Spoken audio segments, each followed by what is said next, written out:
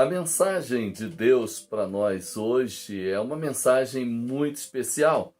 Ela está registrada no Evangelho de João, no capítulo 4, de 46 a 54.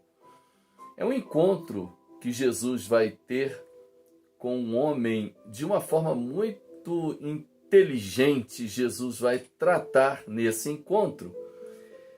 E ele vai ter um encontro e 3 milagres. Esse é o tema do sermão nosso de hoje. Quero pedir a você que abra a sua Bíblia lá no Evangelho de João, no capítulo 4, de 46 a 54, e leia comigo esse texto, muito interessante. Diz assim: Dirigiu-se de novo a Caná da Galileia, onde da água fizera vinho. Ora, havia um oficial do rei cujo filho estava doente em Cafarnaum. Tendo ouvido dizer que Jesus viera da Judéia para a Galiléia, foi ter com ele e lhe rogou que descesse para curar seu filho, que estava à morte. Então Jesus lhe disse: Se porventura não virdes sinais e prodígios, de modo nenhum crereis. Rogou-lhe o oficial: Senhor, desce antes que o meu filho morra. Vai, disse-lhe Jesus, teu filho vive. O homem creu na palavra de Jesus e partiu. Já ele descia quando os seus servos lhe vieram ao encontro, anunciando-lhe que seu filho havia sobrevivido. Então indagou deles a que horas seu filho se sentia melhor e informaram: Ontem, à hora 7ª, a febre baixou. Com isto reconheceu o pai ser aquela hora precisamente a hora em que Jesus lhe dissera: Teu filho vive. E creu ele e toda a sua família, ou toda a sua casa, dependendo da tradução. Foi este segundo sinal que Jesus fez depois de vir da Galileia, depois de vir da Judéia para a Galileia. As notícias sobre os feitos, os grandes milagres de Jesus estavam se espalhando rapidamente pela região. A notícia de que Jesus se encontrava na Galileia, realizava curas, atraiu aquele oficial que buscava ter a cura imediata para o seu filho. Foi exatamente a leitura que Jesus fez do coração do oficial que levou a proferir uma repreensão. Tão logo acontece quando o Senhor Jesus, então, ele se refere àquele homem de uma maneira muito interessante. Se porventura não vedes sinais de prodígios, de modo nenhum crereis. Está aí no verso 48. É interessante que essa repreensão não fez com que aquele homem desistisse, ao contrário, ele insistiu. É importante também observar que aquele oficial, mesmo depois da censura feita por Jesus, ele ainda ignora aquela censura e continua questionando o feito quanto à qualidade da sua fé, pois Jesus sabia que jamais reiterara aquele pedido de cura e, portanto, aquele homem insiste com Jesus. Eu gosto muito daquela expressão de Jeremias no capítulo 33, no verso 3: Clama a mim e responder-te-ei e anunciar-te-ei coisas grandes e firmes que não sabes. Aquele homem, no seu desespero, estava clamando a Jesus que intercedesse pela vida de seu filho. É importante também observar que após o pedido daquele homem, Jesus o coloca à prova, dizendo: Vai, disse-lhe Jesus, teu filho vive. O homem creu na palavra de Jesus e partiu. É um outro fato que chama a nossa atenção, está no verso 50. O mais impressionante é que, nesse momento, nós observamos o tríplice milagre de Jesus. O primeiro milagre que acontece é a cura da incredulidade daquele pai da criança. O segundo é a salvação de toda a sua família. E o terceiro é o milagre que acontece da cura física daquele menino. A lição deixada por Jesus Cristo neste milagre é que há algo mais importante do que a nossa cura física. A salvação do homem é a parte mais interessante que move o coração de Deus na direção de qualquer coisa. Nenhum milagre é maior do que o milagre da salvação. Obter uma cura física é estar livre de uma enfermidade, de uma situação transitória, mas ser liberto da perda da sua alma, de uma dor eterna no inferno, cabe agora com precisão a atuação de Jesus. Só é possível esta dor da alma na eternidade com a intervenção do Salvador. Gosto muito da palavra de João no capítulo 5, no verso 24, em que ele escreve assim: em verdade vos digo que quem ouve a minha palavra e crê naquele que me enviou, tem a vida eterna, não entra em juízo, mas passou da morte para a vida. Nesse texto, encontramos uma ordem estabelecida por Jesus. Quem ouve e crê. Não é possível crer em Jesus sem antes ouvir de Jesus. Agostinho expressou o seu pensamento para definir fé, dizendo: a fé consiste em acreditarmos no que não vemos e, como recompensa, vermos aquilo em que cremos. O homem partiu e não mais se preocupou com o estado de seu filho. Tendo por base o texto que lemos, ele só se encontrou com seus servos no dia seguinte, que traziam a notícia da cura de seu filho. Este homem creu na palavra de Jesus e descansou no que Jesus lhe disse. Ele viu o que não podia ver. E pela fé, quando cremos em Jesus Cristo, vencemos todos os obstáculos que a vida possa trazer para nós.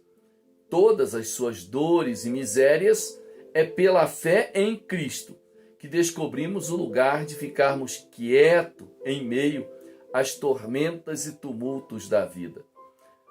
Na primeira carta do apóstolo João, lá no capítulo 5, nos versos 4 e 5, ele escreve algo interessantíssimo e eu quero ler para você. Porque todo aquele que é nascido de Deus vence o mundo.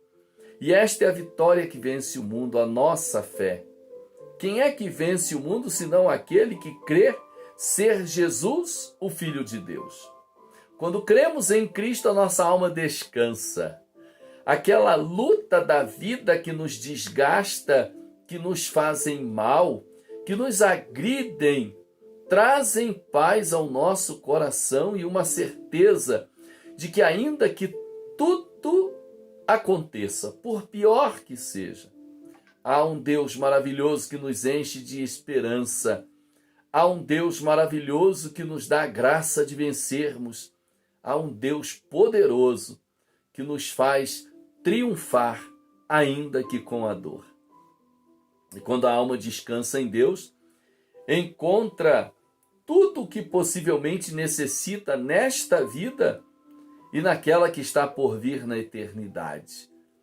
Deus é tão poderoso que nos garante essa paz ao coração. A nossa segurança não está no que somos ou o que fazemos, mas tão somente no Deus que servimos. Foi Ele que fez tudo por nós na pessoa de Jesus Cristo. Ele é o verdadeiro alvo da nossa fé. Nele somos reconciliados com Deus em uma comunhão em Cristo totalmente eterna. Jeremias, no capítulo 31, no verso 3, escreve algo poderoso para nós. Eu não posso deixar de compartilhar com você. De longe se me deixou ver o Senhor dizendo: com amor eterno eu te amei, por isso com benignidade te atraí. No que se refere à nossa salvação, os dois elementos da palavra e fé estão interligados. A palavra de Deus e a nossa fé sofrem uma simbiose perfeita. A fé que temos na palavra é o que nos aproxima do Senhor, é que nos une desde o início, a uma vida só em Cristo Jesus. Somos regenerados imediatamente pela palavra de Deus, conforme 1 Pedro capítulo 1, no verso 23, em que Pedro escreve: pois fostes resgatados ou regenerados, não de semente corruptível, mas da incorruptível, mediante a palavra de Deus, a qual vive e é permanente. Oh, que maravilha! A semente de Deus é a sua palavra que, semeada no coração do homem, ainda que por mais incrédulo que seja, quando ele entende a mensagem de salvação e crê em Jesus Cristo como seu Salvador, esta fé gera nele o crer. E agora, esta fé consiste em ter Jesus para sempre no seu coração, na sua mente, diante dos seus olhos. A fé encontra divinas certezas e eternas realidades no meio de uma cena onde a razão e o intelecto e os sentimentos nada podem encontrar. A fé nunca se deixa governar pelas aparências e pelas evidências.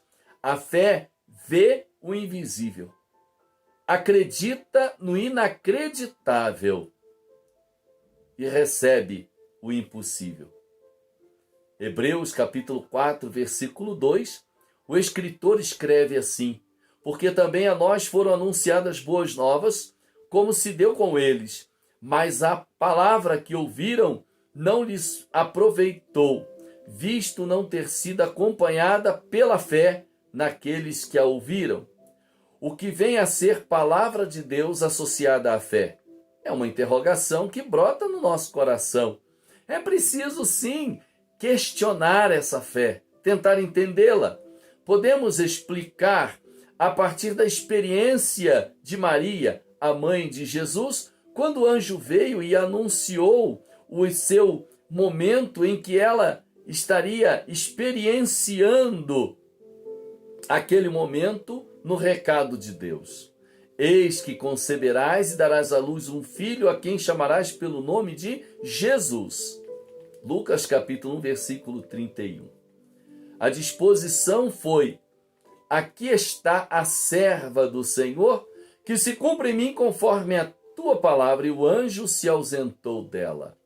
Lucas 1, no verso 38, narra isso. Maria ouviu a palavra de Deus, e ao ouvir, ela creu. Ela deu crédito, ela se aproximou pela fé, na certeza de que Deus iria fazer por ela exatamente aquilo que ele disse que faria. Não duvide da palavra de Deus. Não duvide do que Deus tem a falar ao seu coração. Aquele homem creu e Deus, através de um encontro, fez um tríplice milagre. Curou o menino, salvou toda a família e trouxe ao coração daquele homem uma certeza maravilhosa, a cura de sua incredulidade. Ah, que maravilha é olhar para a palavra de Deus e entender que Deus tem o maior de todos os milagres sendo oferecido para a sua vida, que é o milagre da salvação. Você pode ser curado de várias enfermidades neste mundo. Você pode vivenciar todo tipo de milagre, mas se você não experimentar o milagre da salvação, infelizmente você estará perdido. Maria associou a palavra de Deus à sua fé, e ela, como boa serva do Senhor, também experimentou a salvação quando falou que Jesus era o seu Salvador. O meu Deus, o meu Salvador, foi a expressão de Maria lá em Lucas, no capítulo 1. Ah, que maravilha é crer no Jesus, no Salvador. Maria ouviu a palavra de Deus e creu.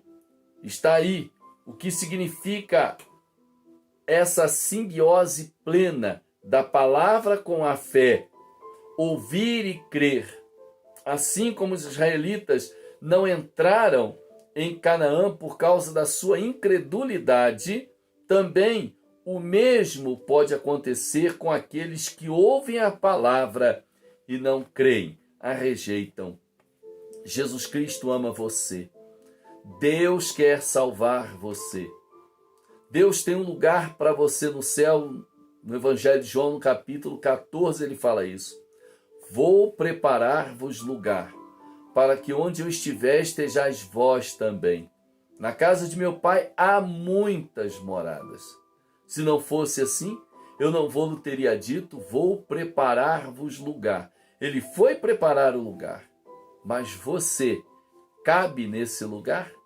A única forma de caber no lugar que Jesus foi preparar é crendo nele, obedecendo a sua palavra e recebendo como seu Salvador.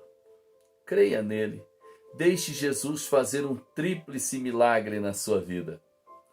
Curar você da sua incredulidade. Salvar você para a eternidade. E abrir o seu entendimento, curando a sua alma, dando a você maior paz, a maior tranquilidade, porque Jesus Cristo habita no seu coração, na sua mente, e Ele é o nosso príncipe da paz.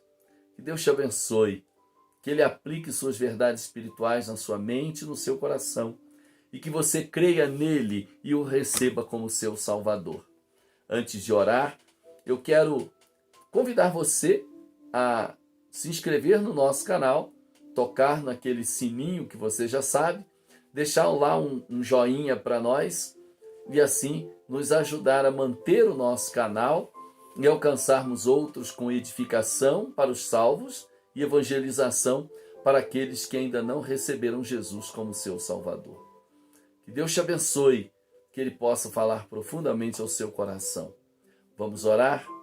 Pai querido, muito obrigado porque Jesus é o nosso Salvador. Obrigado porque Ele salva todo aquele que crê e não leva em conta o tempo em que estivemos afastados dEle, mas Ele quer contar o tempo para toda a eternidade com Ele, quando cremos em Jesus como nosso Salvador. Ó Pai, obrigado pelos Teus servos que já creram e que hoje vivem a alegria da salvação. Mas também te pedimos misericórdia por aqueles que ainda resistem a Jesus como Salvador. Toca nas suas mentes, nos seus corações, que ainda hoje eles possam mudar de vida, mudar de atitude, serem transformados pela Tua graça. Em nome de Jesus. Amém. Que Deus te abençoe, que você possa tomar essa atitude de fé, receber Jesus na sua vida e triplamente ser abençoado. Amém? Que Deus abençoe você.